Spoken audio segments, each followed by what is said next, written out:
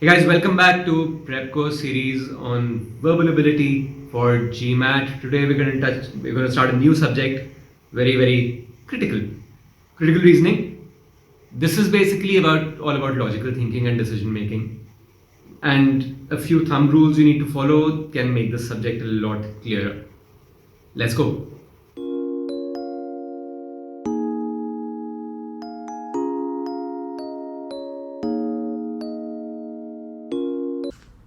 And now it's time to get into critical reasoning, one whole important section of your exam in itself. This is important.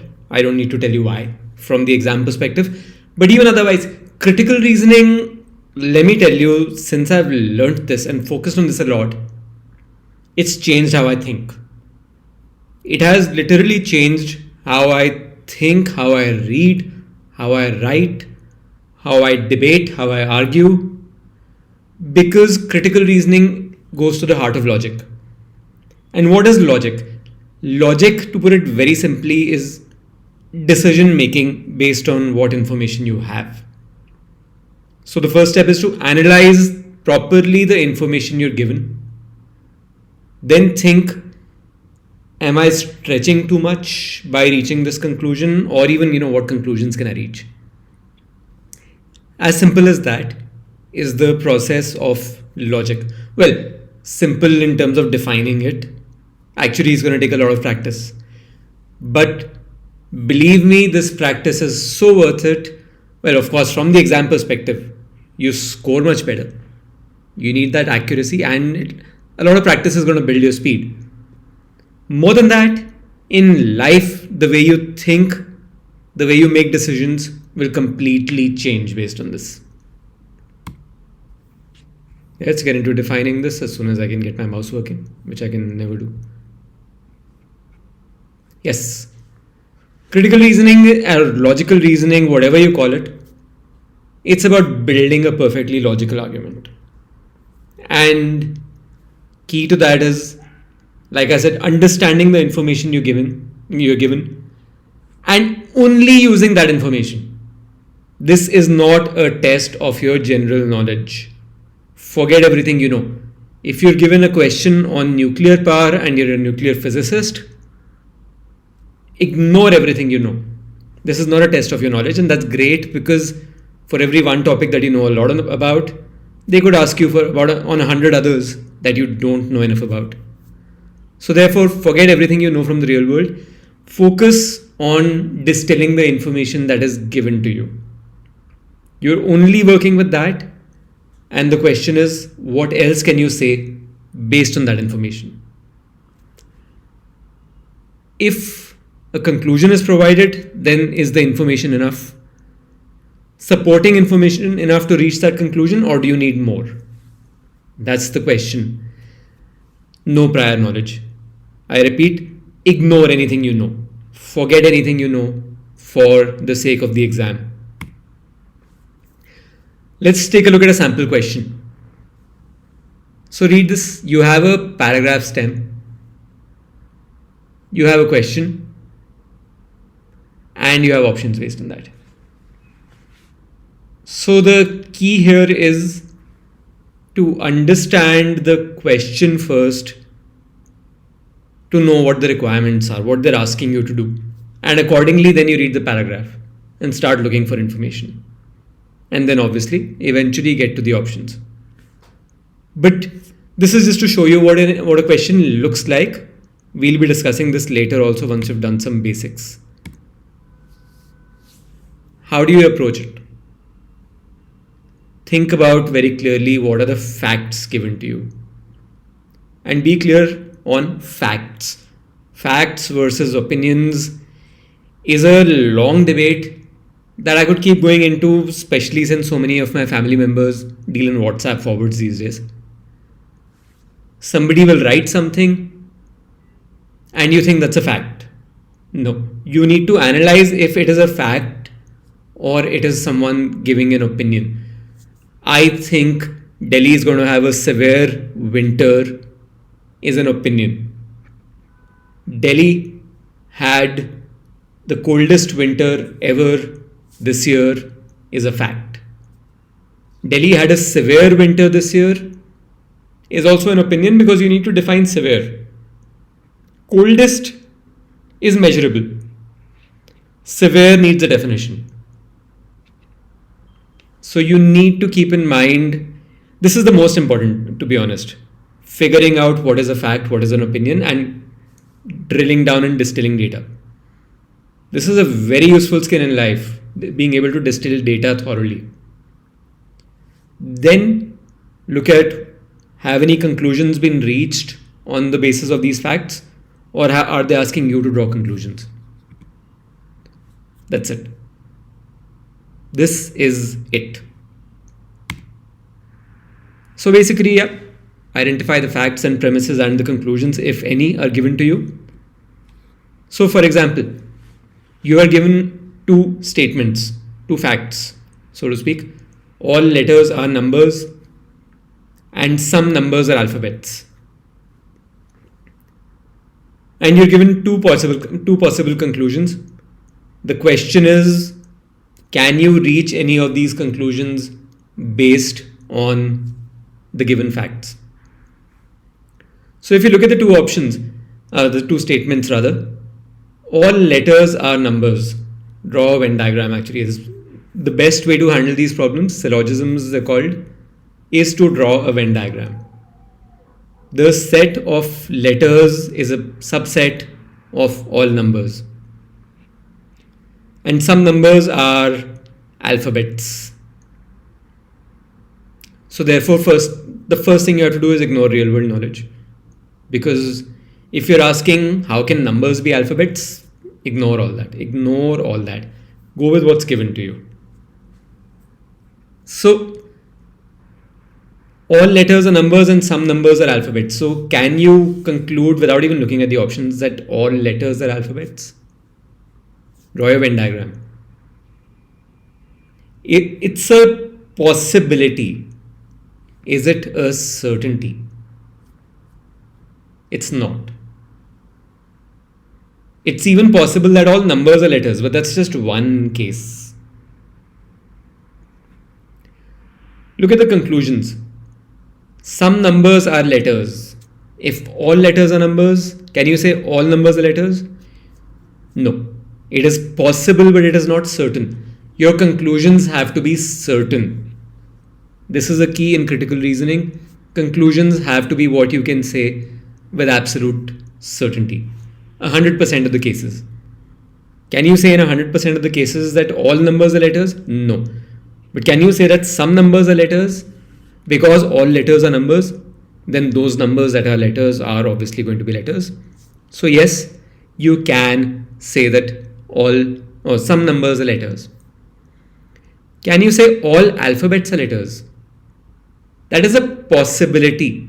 Is it a certainty that all alphabets are letters? In fact, is it a certainty that some alphabets are letters?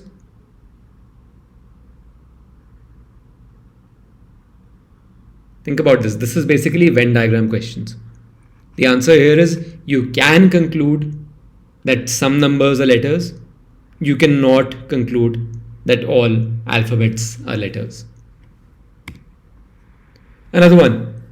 All notepads are laptops and all laptops are desktops. So one immediate conclusion you can reach here is all notepads are desktops. If you make a Venn diagram, these are three circles, one within the other. Notepads is the smallest. It is a subset of laptops, which is a subset of desktops. So all notepads are definitely going to be desktops. Let's look at the conclusions given. All desktops are notepads. Think of that Venn diagram again. The answer is no. This is a possibility, but this is not a certainty. Therefore, this is false. As a conclusion, this is false. A conclusion holds if it is true in all possible cases. Here, that's not true. Therefore, this is a false conclusion. All laptops are notepads. We know that all notepads are laptops. Does that mean that all laptops are notepads? No. Notepads are a subset of laptops. They need not be the same thing. Therefore, both conclusions are false. We cannot say this with certainty. Look at it as a simple mathematical equation. Facts slash premises. Premises is a word that's used in, it's basically, premise is what is given to you. Hence, facts, the data that is given to you.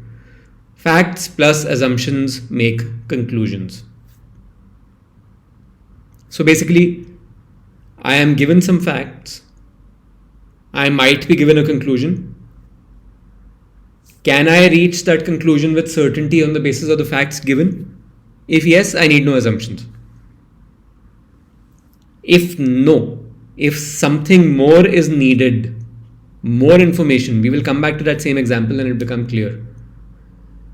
If more information is needed to basically reach that conclusion and say with certainty, yes, this conclusion is true, then that information you will have to assume. Otherwise, there is no way you can reach that conclusion.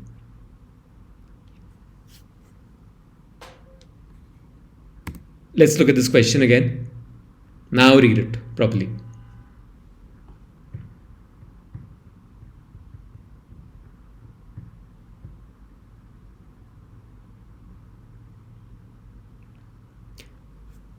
Which of the following is an assumption that supports drawing the conclusion above from the reason given for that conclusion? So already in the question itself, they've told you that an assumption has been made. Which of the following is an assumption? Remember, facts plus assumption equals conclusion. Let's look at the paragraph. In recent years, many cabinet makers have been winning acclaim as artists. That's a fact. But since furniture must be useful, cabinet makers must exercise their craft with an eye to the practical utility of their product.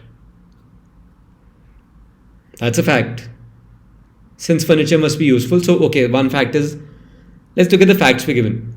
Many cabinet makers have been winning acclaim as artists. That's one. Second, furniture must be useful. That's given to us as a fact. Then, cabinet makers must focus on practical utility. These three things are given. Cabinet makers have been winning acclaim as artists. Furniture must be useful, i.e., it must have utility, it must have practical utility. Therefore, what else we're given is cabinet makers must focus on practical utility.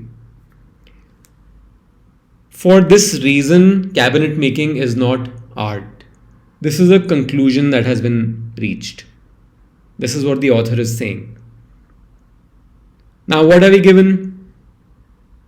Cabinet makers are winning acclaim as artists. I'm repeating myself, but just to perfectly distill down the facts that are given to us. Cabinet makers have been winning acclaim as artists. Furniture must have utility. Therefore, cabinet makers have to focus on utility. Therefore, cabinet making is not art. Do you see a disconnect here? Think about it for 10 seconds.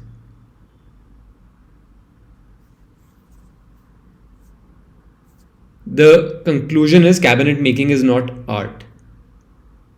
Has a definition of art been given anywhere? How does the author define art?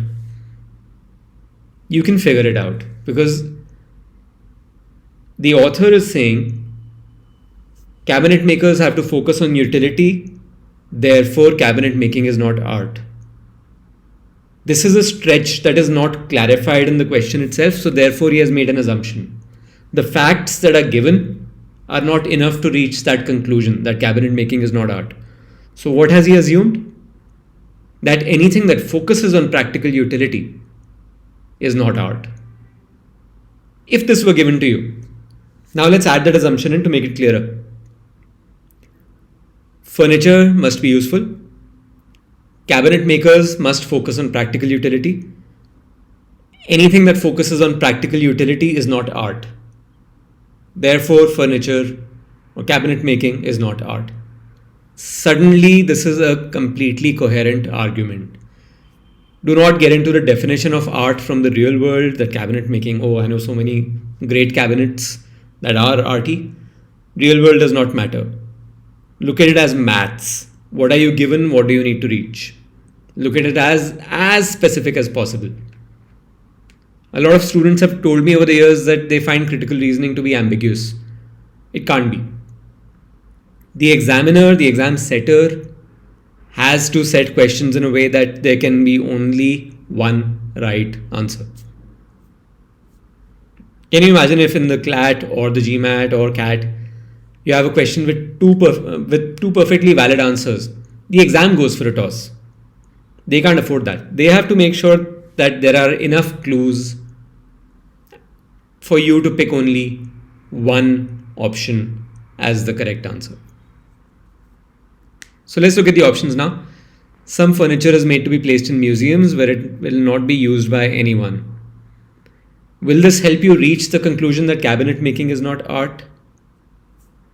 We're not even talking about cabinet making here in the answer. It says some furniture, possibly cabinet making, but not necessarily.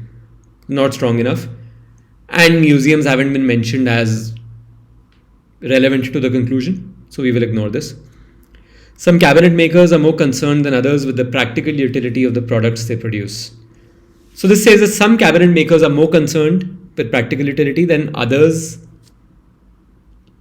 We're talking about cabinet making as a group, as a field in itself. We're not specifying some cabinet makers over others.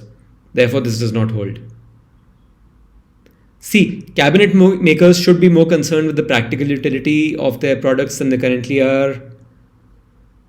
Well, the question says cabinet makers must exercise their craft with an eye to practical utility. We need something that links the definition of art in the author's head to cabinet making. This does not do that. This just says they should be even more concerned than they are about the practical utility. D says an object is not an art object if its maker pays attention to the object's practical utility. If the author had said this, cabinet makers must focus on practical utility, and any object where practical utility is the focus is not art, therefore cabinet making is not art. This is now a perfectly logical argument. Therefore, what is an assumption? Information that should have been given by the author to make his argument complete. Now we have that information. If you add it in, the conclusion makes perfect sense. Ignore the real world again. The conclusion makes perfect sense based on the premises / facts that you're given. Let's look at option E anyhow. Artists are not concerned with the monetary value of their products. We're not talking about monetary value anyway, especially in relation to art. This is how critical reasoning questions work. This is the process. This is the start and the end of the process, basically. What data are you given? What conclusion can be drawn or has been drawn? Is there anything missing? So let's look at what kind of questions you can expect in a critical reasoning exam. Strengthen the conclusion. So here the question might say, which of the following would strengthen the author's conclusion? Which of the following has been assumed by the author? The key is the same. You are given certain facts. You are given a conclusion, as in the previous question. And your aim is basically to figure out what is missing, what is the gap in logic that is needed to make this argument complete. What information, if it were also given to you, would make this conclusion perfectly sound and logical argument. Let's take a look at this example. So first read the question so you know what to expect, what you're looking for in the paragraph itself, in the passage. The conclusion above is based on which of the following assumptions. So you automatically know there are facts given to you, there is a conclusion given to you. You need to figure out what is missing. Traditionally, decision making by managers, in fact, you read it yourself for the next 20 seconds, then we'll discuss.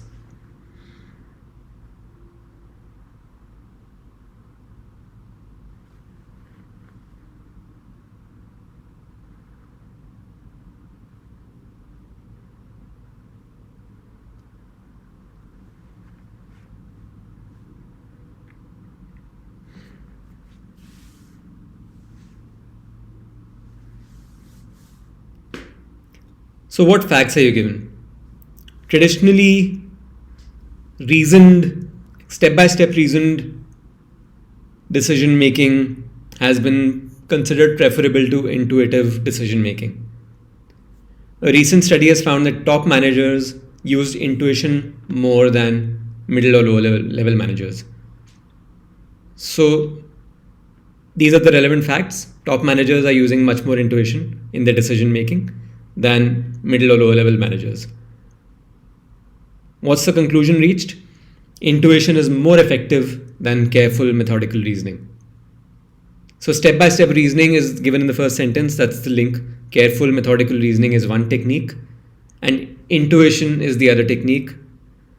You're given a fact that top managers have been found to use intuition a lot more, and the conclusion is therefore intuition is much more effective in decision making, is a much more effective decision making process than careful methodical reasoning.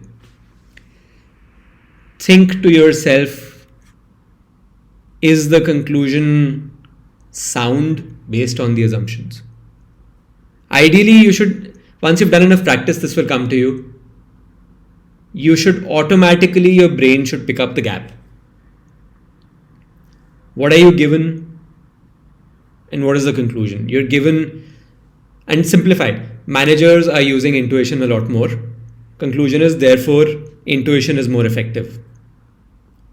Sorry, top managers are using intuition a lot more. Do you see a gap there? Do you see any assumptions? Let's look at the options and see what we come up with.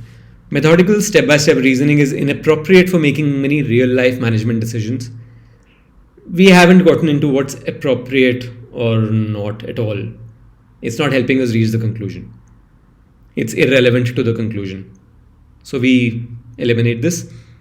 B, top managers have the ability to either use intuitive reasoning or methodical step-by-step reasoning. Well, there are two techniques, so we assume they can all use them. This is not adding anything that will help you reach the conclusion. C, the decisions made by middle and lower level managers can be made as easily by using one method as using the other method. This is still not helping us reach the conclusion that intuition is more effective. Look at D. Top managers use intuitive reasoning in making the majority of the decisions. We've been given that. That's actually an assumption. The second sentence says top managers used intuition significantly more than did most middle or lower level managers. This is actually not adding any. This sounds fair, reasonable, but this is not adding anything at all to our ability to reach the conclusion. We need a link between top managers' use of intuition and intuition being more effective. Look at option E. Top managers are more effective at decision making than middle or lower level managers. If top managers are using intuition and top managers are more effective at decision making, then you can definitely say that intuition is more effective for decision making than the other approach. These two things are needed. Without this, you can't reach the conclusion. Otherwise, you're just saying top managers use intuition more, therefore intuition is more effective. You're actually assuming that top managers make good decisions more than lower or middle level managers. You could say, well, obviously that's how they became top managers, right? That's an assumption. You are assuming that. You need to bring that out in your argument. Critical reasoning is all about parsing the data and listing down what you have been given and what is necessary. And the more you use it, even when you're reading editorials in the newspapers, or any book in fact, or having a debate, the more you realize that it makes your decision making much simpler once you know what you're looking at and what you need. Weaken or negate the conclusion. Which of the following will weaken the conclusion? Which of the following would undermine the conclusion, challenge the conclusion? What is a gap? Again, you're given the premises / facts, you're given the conclusion. There is a gap in logic. Now you need to weaken the author's conclusion.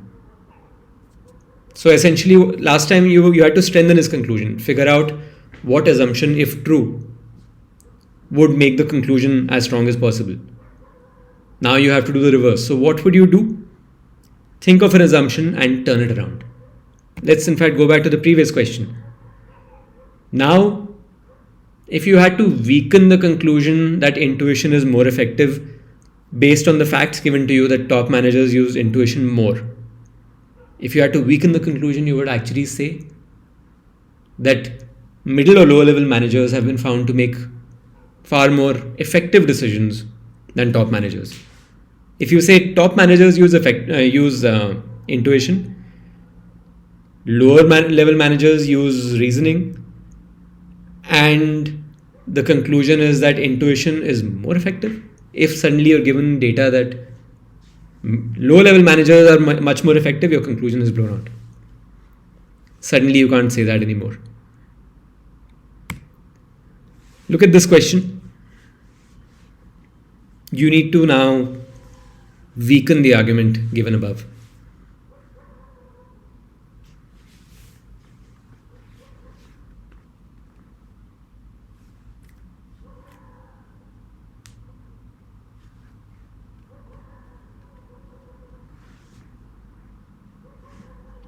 Student X has shown an improvement of 50% in test 2. Y has shown an improvement of only 5%. Conclusion is student X has scored better than student Y. You need to weaken this conclusion. You already know there is a gap in logic. You need to expose that gap, point it out. So the facts are X has improved by 50%. So we'll come to that. Y has shown an improvement of 5%. And the conclusion is X has scored better. Now, better would mean more marks in a test. That's fair to say. So, do you already see a gap in the logic that you're talking percentages, but now you've reached marks? If the conclusion was that student X has shown more improvement, obviously 50% is greater than 5%. That's a very, very easy, simple conclusion to make. But better would mean more marks. What could you say to prove this statement wrong? Think of a case, converting the percentages to numbers. And in fact, before reading the options, let's just think of that case.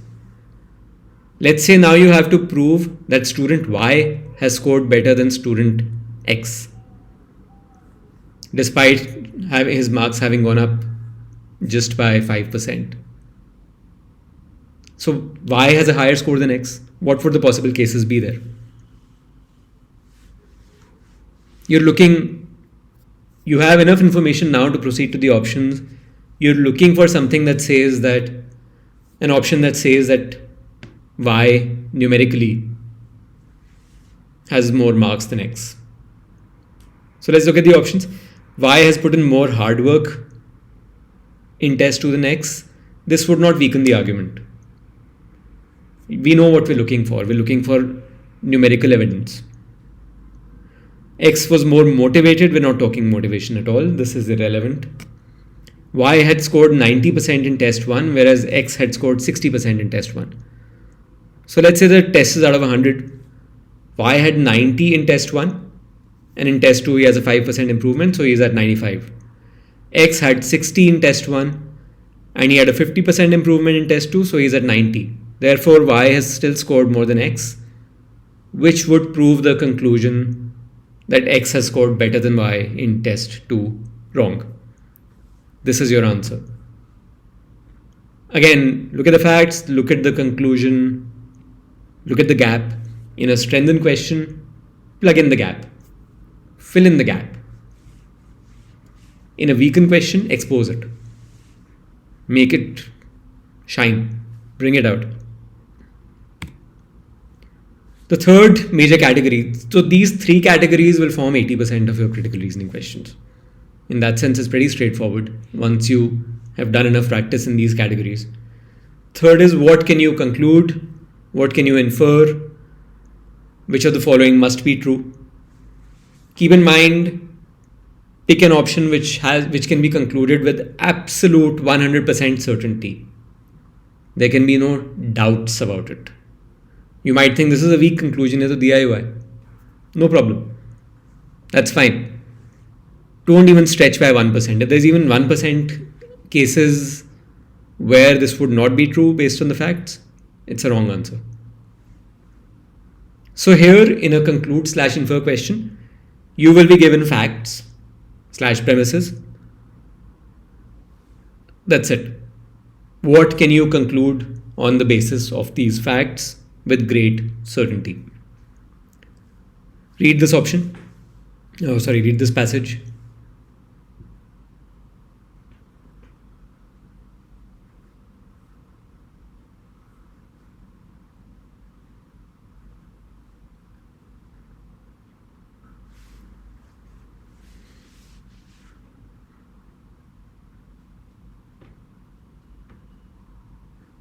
What are we given? Researchers have been studying for more than a century how our genes influence our intelligence. Fair enough. And they say, yes, genes do influence intelligence and IQ. And the percentage can be anywhere from 40 to 80%. That's what we're given. So now let's look at the options to see which of these conclusions we can reach with great certainty. A century ago, our intelligence did not depend on our genes. That's not given anywhere. I won't say, haha, that's obviously false. Again, we have to go by what is given to us. It doesn't say that. It just says researchers have been studying it for more than a century and now have come to this realization. It doesn't say that till then intelligence and genes had no link. So this is wrong. We cannot conclude this. Genes may be the most significant contributing factor to some people's IQ level. How much do genes contribute to people's IQ level? Anywhere between 40 and 80%. If someone's genes are influencing 80% of their intelligence, then genes are the most significant contributing factor to those people's IQ level. This is the answer. Please note, if this had said genes may be the most significant contributing factor to all people's IQ level or everyone's IQ level, this answer would have been false. Because most significant means the biggest factor, so majority, like 51% would mean nothing can be bigger. 40% something could be the biggest factor if the other factors are like 30%, 25%, 5%. But it's not certain. At 50% or more, or 50.1%, it is certain that it is the most significant contributing factor. Nothing can be bigger. So therefore, we can't say for all people because some people are at 40%. If this were 51 to 80%, yes, all people. But we can't say this with certainty for all people. Therefore, if option B had said to all people's IQ level, the answer is no, false, because some people are at 40%. Some people, however, are 51 to 80%, even if it's 2 or 3 of those and everyone else is at the 40% bracket. Doesn't matter. Sum is any number more than 0. Therefore, this is definitely true. Some people, a non-zero number, a positive non-zero number of people will see that their genes are the most significant contributing factor to their intelligence. This is the answer. Let's discuss the other options. If genes contribute 80%, that person may be called intelligent. We haven't gotten into the definition of intelligence, just what influences it or how much genes influence it. We don't know the definition of influence anywhere as per the facts given, so we cannot conclude this. If a child is adopted, the percentage of his IQ level, I will stop here. Adoption is not talked about at all. Actually, genes, good point. So let's read this. If a child is adopted, the percentage of his IQ level that could be attributed to genes cannot be determined. We can't conclude this. We just can't, because nothing in the facts talks about how you determine something if he's adopted. The answer is B. Only pick an option which is 100% certain based on the data given. Other questions, these are a minority, but yes, you can still get them. Like, which of these has similar reasoning? What is the method of reasoning? Mimic the reasoning. This is basically you have to get deep into the argument itself. You have to think of, okay, in this question, in this passage, the author is doing so and so, he's laying out facts in such and such manner to reach a conclusion in such manner. And the answer will either be a description of that methodology, or it will be another passage which follows the exact same reasoning. So let's read this example.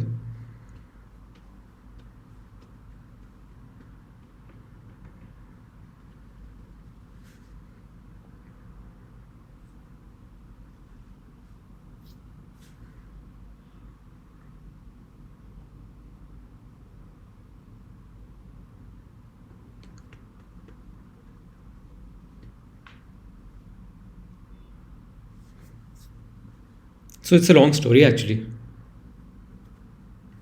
What are we given? He procrastinates. He had to complete a report and hasn't started yet. The report is due tomorrow, therefore he has to work on the report tonight. He can finish it in time if he works all evening. However, today is his first wedding anniversary, so he also needs to go to a dinner. And the conclusion is, because of procrastination, he has to choose, which means he can only do one. If he's being forced to choose, he can't do both. So let's look at the options.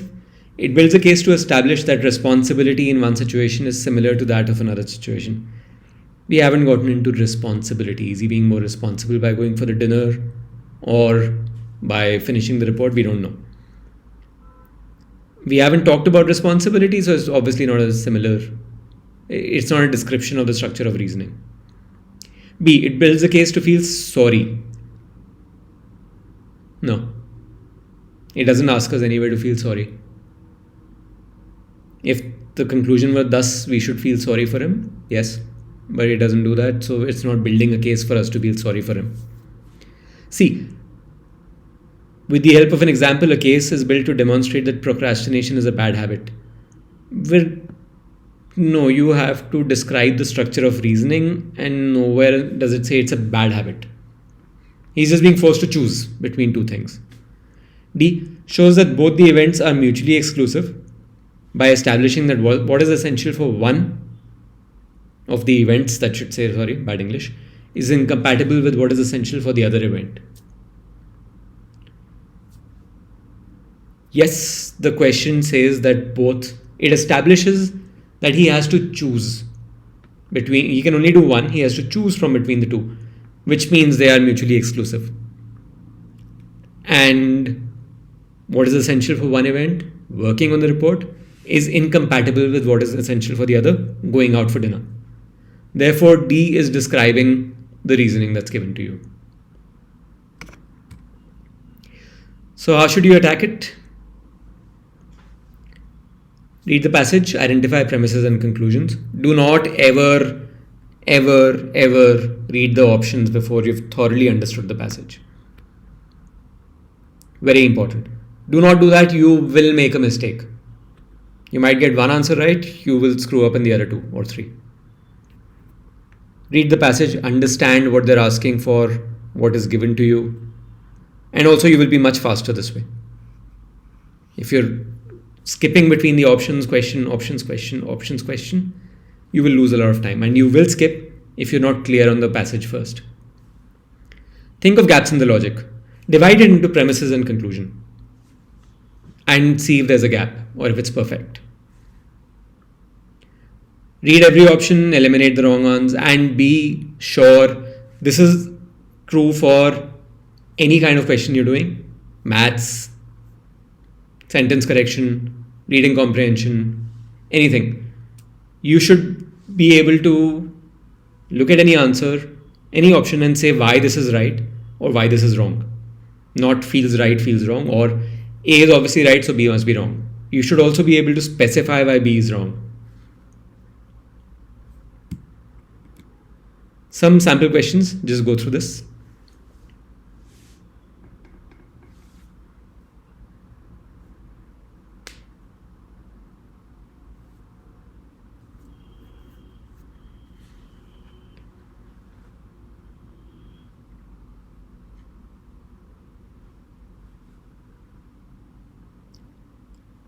What is a fact that's been given?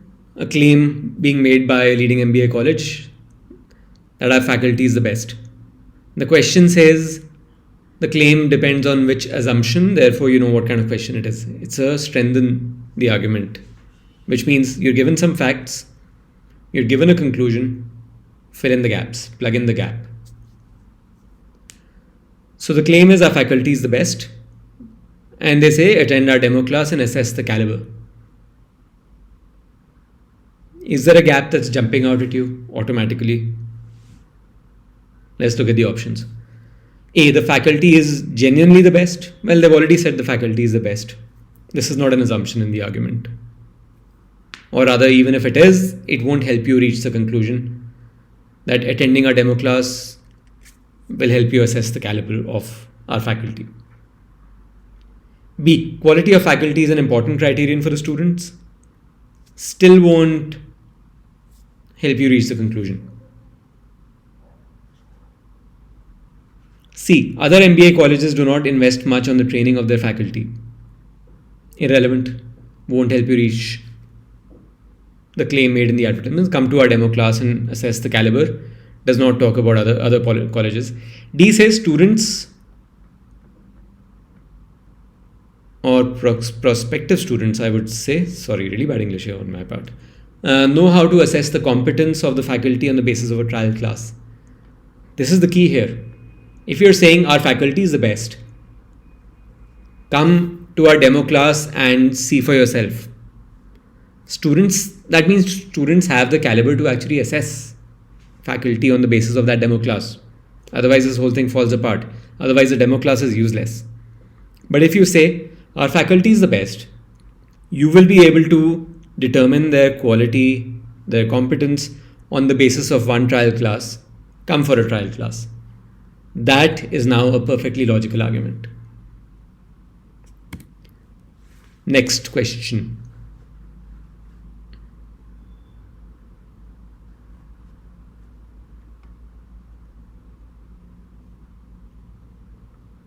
Which of the following further helps to strengthen the argument? So it's a similar kind of question. A research of undergraduate students has shown that students who do internships along with the regular college become better professionals than students who do not do any internship.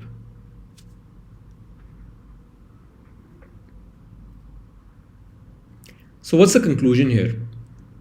Some students do internships, some don't. And the ones who do become better professionals. So there's very little given to you in terms of facts. Just that some do internships and some don't. The conclusion is that those who do internships become better professionals. So what do you need? You need some assumption to help you reach this conclusion. Right now you don't really have much in the way of facts. So let's see the options. Students who do internships normally intern with big multinational corporations. You need to get to better professionals. If this assumption were true, maybe it is. But still, to get to better professionals, then you would need another assumption that working with big multinational corporations makes you a better professional. You don't have that. So therefore, this is not enough. Undergraduate college students have sufficient access to guest lecturers and industry interaction, which provides them, I really need to be spell checking my presentations more, which provides them with good exposure of the corporate world. It doesn't help. Better professionals is the conclusion. We need something that helps us get there. Students who do internships acquire practical and relevant skill sets that help them to deliver their tasks effectively and efficiently. This is telling you about people becoming better professionals, acquiring practical and relevant skill sets that help them to deliver their tasks effectively and efficiently. Therefore, this is a valid assumption that strengthens the argument. D says students who do internships are extremely motivated. The key is better professionals. Now, is it a stretch to say that someone acquiring practical and relevant skill sets that makes him or her deliver tasks effectively and efficiently is the same as saying he or she is a better professional? It's much closer than the other options. It's basically using different terms rather than actually being a leap in logic. The others, I can very clearly say why they're wrong. This one, I would have preferred the answer to actually use the same term to make it clearer, but it's close enough. It's just using different terms rather than requiring more assumptions to feed it in. Last question.